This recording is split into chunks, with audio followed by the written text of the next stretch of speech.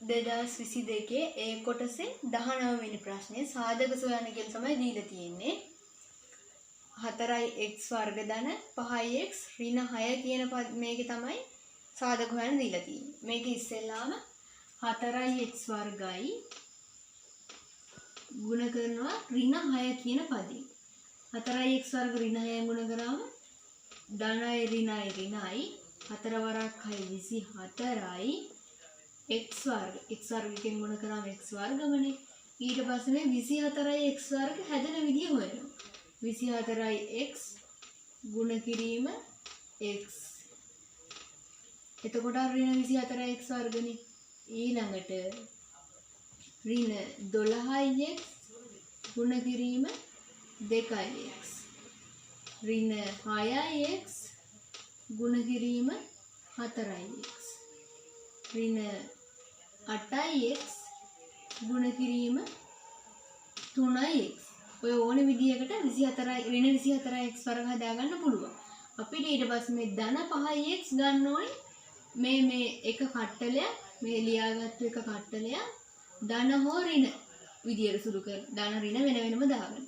දැන් 24යි 24 එකක් අඩු කරාමවත් 24ට එකක් එකතු කරාමවත් 5x එන්නේ නැහනේ. ඒ නිසා මේක ගන්නද?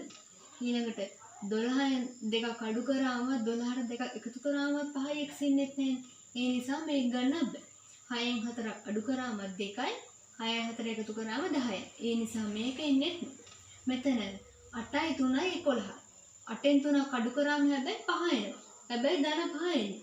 ඒ නිසා අපි මේක ලියා ගන්නවා ධන 8ix ඍණ 3ix. මෙතන 8 වරක් 3 ගුණ කරාම ඍණ 24x වර්ගත් එනවනේ. මෙතන ඍණ පදයක් තියෙනවනේ. 8න් 3 ධන 5x. මෙන්න මේ වෙනකොට ධන 5x වෙනවා නම් මෙන්න මේක ගිහිල්ලා තියෙන ලියා ගන්නවා. 4x වර්ග ධන 8ix ඍණ 3ix ඍණ 6.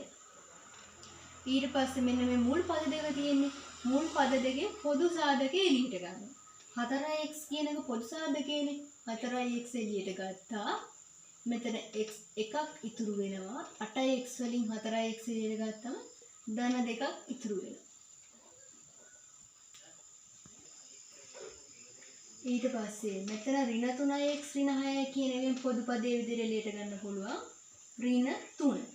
ඍණ 3 එළියට ගත්තම මෙතන x එකක් ඉතුරු වෙනවා. ඍණ 6න් ඍණ 3ක් එළියට අරන් තියෙන්නේ. ඒ කියන්නේ ධන දෙකක් තමයි ඉතුරු වෙන්නේ. ඍණ 3 වරක් ධන 2 ඍණ 6යිනේ. ඊට පස්සේ මෙතනට දෙකටම x ධන 2 පොදුයිනේ. x ධන 2යි 4යි x ඍණ 3 ඊළඟ පදේ ලියා ගන්න.